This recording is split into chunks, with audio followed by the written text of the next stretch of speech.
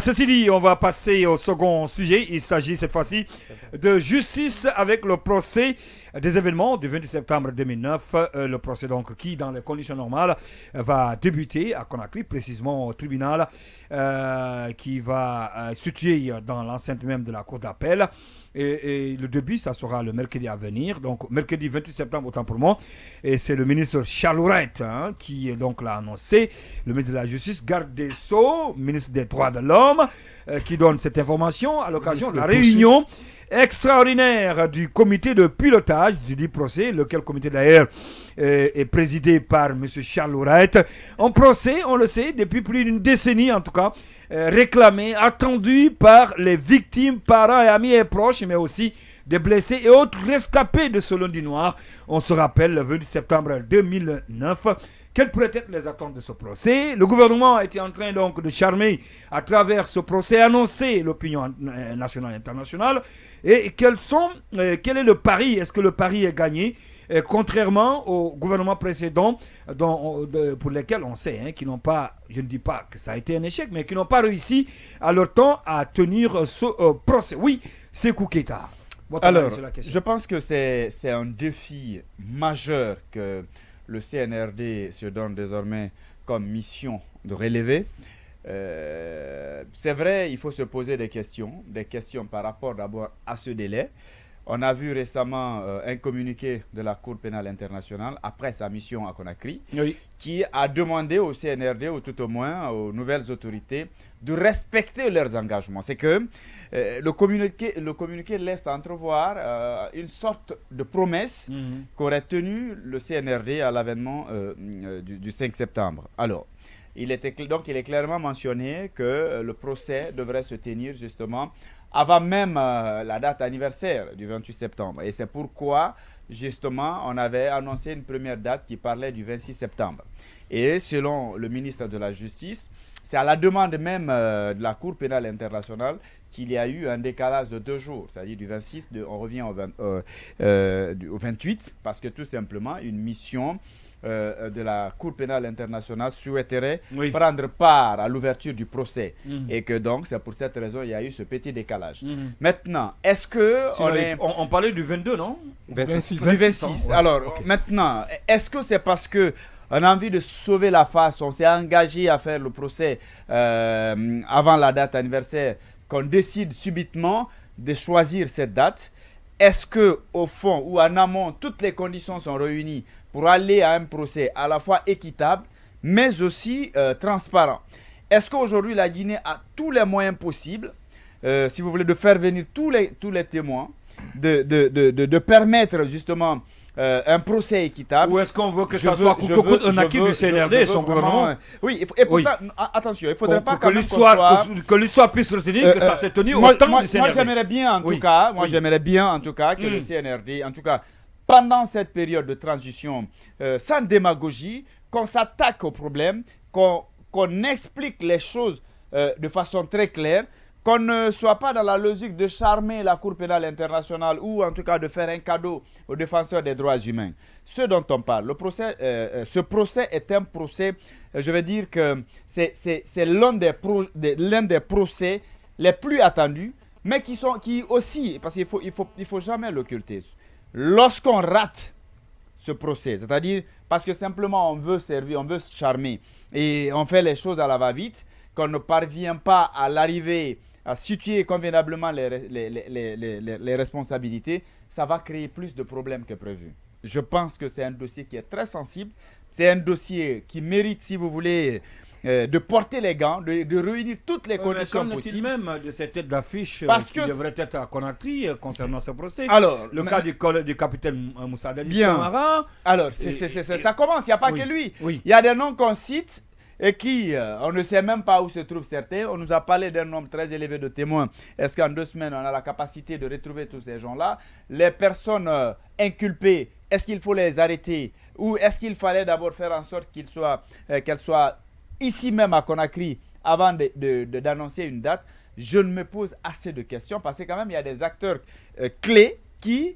Si ces personnes-là ne sont pas attendues ou ne sont pas là, j'avoue que ça pourrait constituer une sorte de blocage. Est-ce que vous pensez que le procès puisse débuter à l'absence de Moussa Dadis Camara, par exemple? Bon, ça, je pense parce qu'il est venu, il est reparti. Les quand même disent la fois dernière qu'il est venu clandestinement. Non, il y a quand même certains acteurs. Il a fait une visite inopinée, il est reparti à Ouagadougou. Non, c'est pas vrai. Non, les gens le disaient. Il y a eu beaucoup. Je ne dis pas que c'est vrai, les gens le disent. Moi, je dis que c'est pas vrai. Oui, d'accord. Merci d'affirmer l'information. Donc, allez-y. Certainement, ça dépend des sources. Je ne sais pas. Voilà. D'accord. De toute façon, ce que j'essaie de dire, ce procès, il ne faudrait pas qu'il soit politique. Ce procès, il ne faudrait pas qu'on le fasse pour simplement se faire plaisir. Charmé. Ce procès, c'est un procès qui est très, si vous voulez, l'enjeu est très élevé. C'est beaucoup attendu. L'enjeu est majeur. L'enjeu est majeur. Oui. Il faut tout faire pour que les choses se passent convenablement et qu'au soir de ce procès, qu'on soit capable de dire qui a fait quoi et que les victimes soient désormais rétablies dans leurs droits. Mais à l'allure où vont les choses... Vous doutez déjà qu'on puisse garantir une réussite. À l'allure où vont les choses... Vous doutez déjà qu'on puisse garantir une réussite je veux qu'on y aille. En tant que bon Guinéen, je veux qu'on y aille. Oui. Mais je suis plus ou moins sceptique. Oui. Parce que, à mon avis, toutes les conditions ne sont pas réunies pour aller vers un procès équitable. J'ose espérer que peut-être on va ouvrir, si vous voulez, le procès. Oui. Et peut-être reporter pour pouvoir continuer aussi à mener des enquêtes. Je ne sais pas ce qui va se passer. Mais encore une fois, ce procès ne doit pas être politique. Oui. On ne doit pas le faire pour charmer quelqu'un. Oui. Il faut le droit, rien que le droit. Il faut le droit, rien que le droit. Baïla Amadou Traoré, le spécialiste des questions juridiques de cette émission. Oui, l'œil du journaliste en tant que spécialiste aussi des questions juridiques dans ce dossier, la tenue donc de ce procès, tant attendu par les victimes, mais aussi par tous les Guinéens, hein, parce que de près ou de loin, on a été secoué quand même ce jour-là. Je l'appelais tout à l'heure le lundi noir du 28 septembre 2009. Des gouvernements se sont succédés. Malheureusement, je ne dis pas qu'ils ont échoué, mais ils n'ont pas pu, en tout cas, tenir ce procès. Ils ne l'ont pas réussi. On se rappelle des propos de Cheikh Sako qui disait à l'époque que quelle que soit la durée, en tout cas, le procès va se tenir un jour. Comme on le dit souvent en matière de droit, il n'y a pas d'injustice parce que quel que soit le temps, ça va durer, le temps que ça va prendre, mais un jour, la justice verra le jour. Alors, qu'est-ce que ça vous dit? Quelle est votre analyse par rapport justement à l'annonce de la tenue du début de ce procès par le ministre garde des Sceaux, Alphonse Charles-Wright? Oui, c'est une question qui, déjà, c'est une histoire de date. C'est une histoire de date, donc un procès annoncé pour débuter le 28 septembre. Contrairement à Sekou, vous pensez que tout est réuni pour qu'on puisse aller à ce procès? Toutes les conditions sont là? Bon, je disais d'abord que c'est une question d'abord de date, de symbolisme, oui. Parce que le 28 septembre, c'est annoncé pour ce 28 septembre. On rappelle que quand même le 28 septembre, c'est la date en 58 où la Guinée a décidé... Je vous rappelle aussi, c'est à cause de cette date de 58 que la date du 28 septembre 2009 avait été choisie. Oui, mais c'est justement là où je voulais en venir. Oui, allez-y. Et donc, le 28 septembre 1958, la Guinée a décidé de confier son destin à ses fils. Et ces fils-là, aujourd'hui, 62 ans après, il est question d'ailleurs de se poser la question de qu'est-ce que ces fils en ont fait de cette souveraineté. Et le 28 septembre, donc, en raison de ce symbolisme, avait été choisi pour cette manifestation. Et comme 2009, et comme vous l'avez rappelé d'ailleurs, il avait été question au nom du symbolisme d'ailleurs de cette date à un moment de rejeter ou pas. Il y a eu des échanges entre l'ancien président de la transition, Moussa Dadis Camara, et ceux qui appelaient en tout cas à manifester. Et aujourd'hui, donc, on nous annonce donc le début de ce procès encore un autre 28 septembre. Et je ne sais pas si la réussite, en tout cas, de ce procès, moi, je suis optimiste. Je suis optimiste et j'espère que la réussite de ce procès réussira justement à non pas effacer la date du 28 septembre 2009, mais à lui redonner quand même à ce 28 septembre un certain éclat pour qu'on retienne quand même qu'il y a eu un jour une justice, parce qu'on ne rappellera jamais assez que ce jour a été un massacre, une violence inouïe, comme rarement vu dans l'histoire contemporaine de la Guinée. Maintenant, il faut rappeler que, comme vous l'avez dit aussi, on a constaté quand même, quoi qu'il arrive, moi je le pense, je le dis, un manque de volonté politique pendant les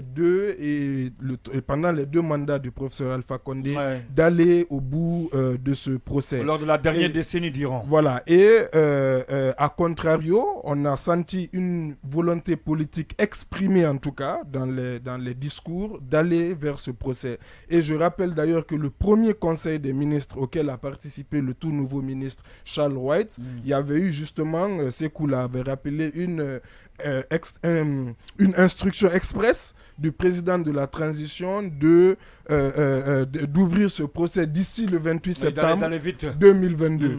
Non, ils avaient même donné une deadline, le 28 septembre 2022. Et comme par hasard, la date annoncée, au fait, c'est la date de cette même deadline qui avait été donnée. Maintenant, c'est un procès hyper complexe, de par la nature des faits. Et il a été annoncé une formation des magistrats il n'y a pas longtemps, et ensuite une sélection, on va dire. Je ne sais pas où en est aujourd'hui ce processus. Ça demande beaucoup de moyens humains, techniques. Il y a déjà matériel. Vous avez vu que justement il y a eu la construction d'un nouveau siège. Donc je pense que c'est un procès éminemment complexe, et que la justice, ça sera un test pour toute la justice, pour l'appareil de l'État aussi, et qu'il sera scruté à la loupe. Vous avez vu déjà le scepticisme ambiant qui est dû à l'histoire, on va dire, de la Guinée, et qui est dû aussi à, comme on appelle, à l'actualité politique de, par exemple, Sékou et de beaucoup d'autres observateurs. Donc ce procès sera scruté par l'opinion, et ça sera vraiment un test pour l'appareil judiciaire, pour l'État. En ce qui concerne les principaux concernés, le président Moussa Dadis Camara, j'ai vu circuler sur la toile récemment une photo de lui entouré de son pool d'avocats, dont j'ai cru reconnaître sur la photo, entre autres, maître Pépé Lama et maître Alma Missa Mouri Traoré. Et donc, je pense qu'ils sont en train de se préparer. Il a toujours dit que lui veut venir, en tout cas, s'expliquer. Donc, je pense qu'il viendra. Et en ce qui concerne les autres, je pense que la plupart des inculpés sont là. Maintenant, il y a d'autres, comme je l'avais posé la question au vice-président de l'OGDH, les débats peuvent évoluer, faire en sorte que d'autres personnes qui ne soient pas inculpées soient appelées, on va dire quelque sorte, à participer, soit qu'ils soient inculpés ou en tant que simples témoins. Mais en tout cas, c'est un procès aussi qui a des caractéristiques aussi politiques, parce que ça part aussi d'une manifestation politique. Donc c'est quelque chose de très sensible, et on verra. Moi, je fais confiance à la justice, et j'estime que je la jugerai au fait sur pièce. Tu n'es pas inquiet. Voilà ce que je jugerai donc sur pièce. On va aller avec Habib Marwan. Ça n'a rien à voir. Par rapport à ce procès. Oui, on a vu même sur le site, au niveau du site Le Révélateur, la même annonce, donc de l'ouverture de ce procès attendu. Et donc le mercredi 28 septembre 2022, ici même à Conakry. Oui, votre analyse sur la question. Oui, ce qu'il faut mentionner en premier lieu, 13 ans après, 14 inculpés, 157 morts tués, de personnes ou de manifestants tués. C'était le 28 septembre 2009. Il y a eu des blessés graves, des personnes handicapées à vue. Les organisations de défense des droits de l'homme vous parlent de 250 à 300. Oui, donc je parle du bilan officiel qui a été publié par les Nations Unies. Donc au-delà de ça, je ne sais pas s'ils ont cumulé à ce chiffre les différents cas de portées disparues et d'autres personnes qui ont trouvé la mort après les événements tragiques et douloureux du 28 septembre. Donc voici un peu les chiffres de ces douloureux événements. Maintenant, le premier aspect de l'analyse, c'est par rapport à la volonté politique. Mais ce qu'il faut souligner, ce sont les efforts qui ont été consentis par le régime d'Alpha Condé. L'inculpation des 14 personnes, ce n'était pas au temps de la junte. c'est au temps de Alpha Condé. Ce qui veut dire que sous Alpha Condé, il y a eu... Des actes avaient été posés. Il y a eu des actes qui ont été posés. Puisque l'État, c'est une continuité, même s'il n'a pas été jusqu'au boutiste, mais il a exprimé au départ une certaine volonté. Maintenant, est-ce que, du fait qu'il n'est pas parti jusqu'au fond du dossier, est-ce que cela pourrait être lié aux différents facteurs, des facteurs internes et surtout des facteurs politiques. Mais vous ne pensez pas qu'on a trop traîné avec ce dossier sur l'ère Alpha Condé? Sa volonté à aller jusqu'au bout. Je pense que c'était un chef d'État civil, ce qu'il ne faut pas occulter. Et c'était assez imprudent de sa part, et surtout quand on regarde dans ce gotha d'inculpés, la quasi-totalité sont des militaires, et c'est des hommes en tenue, et c'est des gens qui ont quand même l'air tentacules dans l'armée à cette époque, et surtout qu'il était assez fragile et il avait aussi des volontés politiques, surtout cette ambition de se pérenniser au pouvoir. Donc c'était quelqu'un qui ne pouvait pas aller jusqu'au fond. Il fallait pas provoquer une situation dont on ne pourra pas maîtriser par la suite. Il y a ce facteur calcul politique. Voilà, il y a ce facteur politique qu'il ne faudra pas occulter dans l'analyse. On ne peut pas totalement parler d'un manque de volonté, puisqu'il y a eu des inculpés, il y a eu des manque de courage.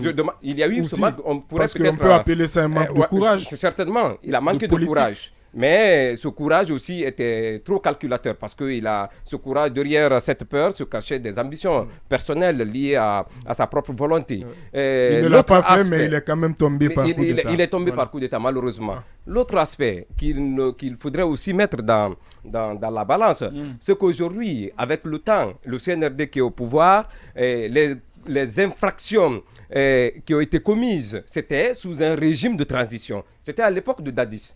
Et je pense que le CNRD aujourd'hui, qui juge les faits, qui portent une extrême gravité d'atteinte aux droits humains, aujourd'hui, c'est ce régime de transition piloté par un militaire qui juge aussi les faits de notre régime de transition piloté par un autre militaire. Donc je pense que Dieu nous montre, nous révèle plusieurs choses et j'ose croire que le CNRD va intérioriser tout cela et en faire un bon calcul pour pouvoir aussi sortir peut-être du piège des erreurs du passé. Le troisième aspect de l'analyse, c'est cette crainte.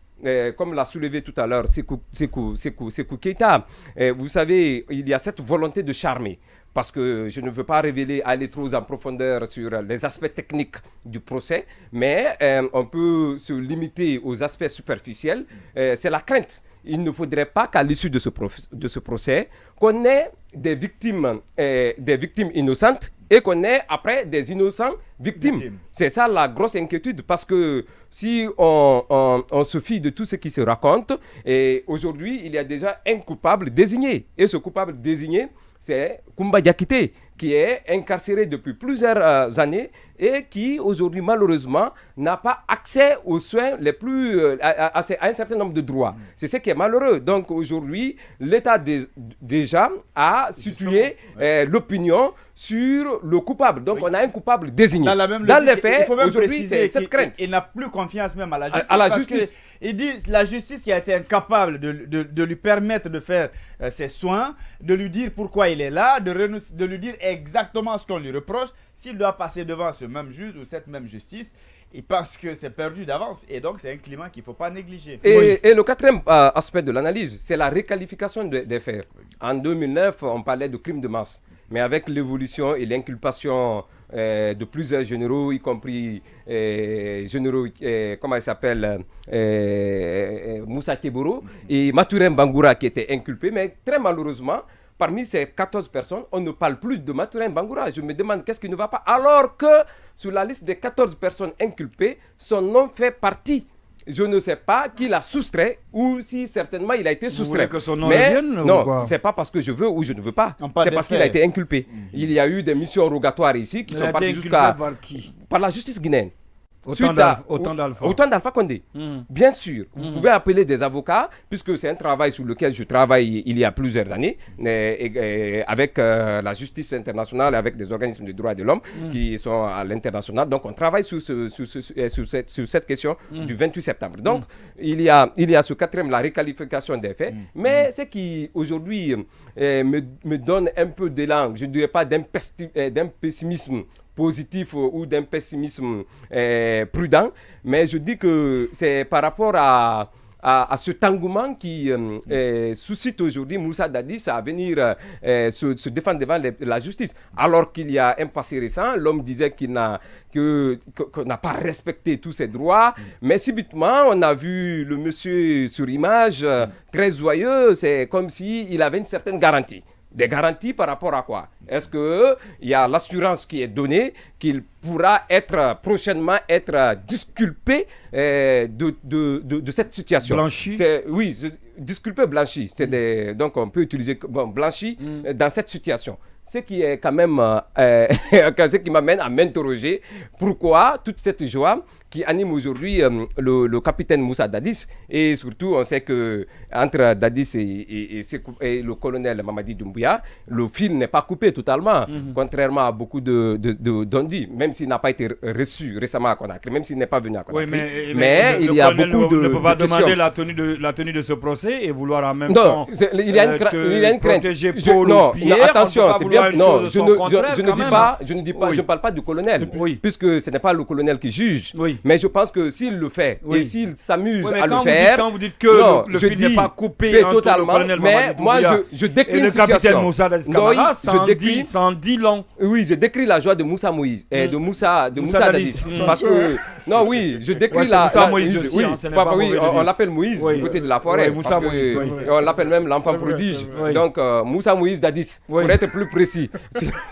Donc, ce que je veux dire, je décris cette joie de Moussa Dadis Camara. Pourquoi cette grande joie qui s'affiche en lui? Je me demande pourquoi. D'accord. Moi, je pense que Dadis a toujours clamé sa volonté d'être entendu et d'être blanchi. Oui, il a toujours demandé. Et on peut le comprendre parce que d'une part, c'est soit justement on dit, quand la justice vous poursuit, c'est soit vous êtes condamné et vous payez ce que vous devez à la société, ou soit vous êtes blanchi et votre honneur est rétabli. Donc, dans sa position, et c'est pourquoi aussi, d'ailleurs, je pensais à lui quand Marouane a dit que l'opinion, on va dire, ou l'opinion index en particulier Toumba Diakité, je dis Toumba Diakité et Dadis. Ce sont quand même les deux, et c'est normal en quelque sorte. Souvent, quand il y a un procès comme ça, il y a souvent, on va dire, les principaux suspects de par leur fonction. On les appelle les têtes de chapitre. Voilà, de par leur fonction, c'est-à-dire l'un est président de la tension. Sauf qu'il y a le général Konaté qui n'est pas cité dans cette parce qu'il n'est pas inculpé. Son nom n'est pas là-dedans. Parce qu'il n'est pas inculpé. Mais pourtant, il était aux affaires en ce moment. Justement, sauf qu'il était à Conakry, il était à Massanta. Oui, mais ça ne le discute pas aussi. Ouais. Mais d'où le fait que je dise que les choses peuvent évoluer. Rien n'est figé. Des nouvelles personnes peuvent être inculpées et entendues. Et des personnes inculpées aussi pourront être aussi... oui, parce qu'il y a Thiebro même qui a voulu, Moussa Thiebro Camara qui a voulu sortir tout récemment. Justement. Il a été empêché à l'aéroport parce que lui aussi, son nom figure non seulement sur la liste des 14 personnes qui avaient été publiées au temps d'Alpha Condé, mais aussi son nom revient encore, contrairement au nom de Général Mathurin Bangura, comme Marouane l'a dit, le nom de Moussa Thiebro Camara revient encore sur la liste qui vient d'être publiée tout récemment, la liste des 10 personnes. Oui, sur sur la question de nom, c'est vrai. Je pense que c'est en général, je pense qu'on va dire c'est peut-être parce que je ne pense pas que parmi ces 14 inculpés, on est soustrait quand même. Sinon, ça, c'est quelque chose qu'on aurait su. Mais maintenant, le fait qu'on ne parle pas... Attention, les organisations de défense des droits de l'homme en ont fait quand même... Ils ont fait beaucoup de bruit autour de ça. D'accord, parce qu'on va bientôt partir à la pause, si vous permettez. Parce que le fait qu'on n'en parle pas est une chose. C'est deux messages, et puis on va marquer là. On parle de beaucoup de gens, il y a certains qu'on n'en parle pas alors qu'ils sont inculpés. D'accord, alors qu'ils sont inculpés. Bonsoir, l'émission Refait le Monde. Omar Kourouma qui nous écrit, je suis terriblement navré par les morts de l'accident, mais profondément attristé de constater que ce drame soit encore une aubaine pour les passionnés médiatiques hostiles à la transition pour dénigrer davantage l'équipe dirigeante. Ndoye, l'absence de la diversité d'opinion de la part de certains chroniqueurs ruine tout simplement la crédibilité de leur chronique. Merci au moins Baïla Amadou Traoré. Ensuite, cet autre auditeur qui nous écrit depuis Sigiri, lui c'est Sekou Kondé. Bonsoir Ndoye. On a compris que le procès de cette date butoir, le 27 probablement, sauf que le procès me semble simplement une parodie de justice dès lors que le CNRD s'acharne contre les populations en Guinée à travers le juge Charles Wright qui poursuit activement sans les bases de fondement juridique.